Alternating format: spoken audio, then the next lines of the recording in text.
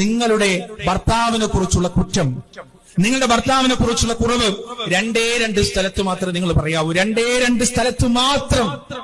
അതിലൊന്ന് നിങ്ങളുടെ ഭർത്താവിന്റെ മുന്നിൽ തന്നെയാണ്. അദ്ദേഹത്തോട് പറഞ്ഞു മനസ്സിലാക്കാം, നിങ്ങൾക്ക് ഇന്ന കുറവുകളും പ്രശ്നങ്ങളും ഉണ്ട്.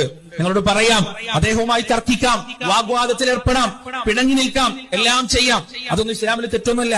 ഭാര്യ ഭർത്താവ് വാഗ്വാദം നടത്തുക, തർക്കം ഉണ്ടാവുക, തെറ്റി നിൽക്കുക, സൗന്ദര്യപ്പിണക്കം ഉണ്ടാവുക, അതൊന്നും തെറ്റൊന്നുമില്ല. അതുണ്ടാവണം. അതുള്ളിടത്തെ ഇണക്കം ഉണ്ടാവുകയുള്ളൂ. അതല്ല എങ്കിൽ ഭർത്താവിന്റെ അടുത്ത് അദ്ദേഹത്തിന്റെ കുറ്റം പറഞ്ഞിട്ട് കാര്യമില്ല, അല്ലെങ്കിൽ പ്രശ്നങ്ങൾ കൂടുതൽ വഷളാവുള്ളൂ എന്നാണ് നിങ്ങൾക്ക് തോന്നുന്നതെങ്കിൽ, രണ്ടാമതായി നിങ്ങൾക്കത് പറയാൻ പറ്റുന്നത് നിങ്ങളുടെ റബ്ബിന്റെ മുന്നിൽ മാത്രമാണ്, അള്ളാഹുവിന്റെ മുന്നിൽ മാത്രമാണ്. വേറൊരു സ്ഥലത്തും നിങ്ങൾ നിങ്ങളുടെ ഭർത്താവിന്റെ പരാതികളോ അദ്ദേഹത്തിന്റെ കുറവുകളോ വിളിച്ചു പറയരുത്. ഞാൻ ഈ കാര്യങ്ങൾ പറയുന്നത്, പ്രിയപ്പെട്ടവരെ, എത്രയോ ശിഥിലമായ കുടുംബങ്ങൾ, ആ കുടുംബങ്ങളിൽ ഭാര്യയായാലും ഭർത്താവായാലും ചെയ്തു കൂട്ടിയ അപക്വപരമായ കാര്യങ്ങൾ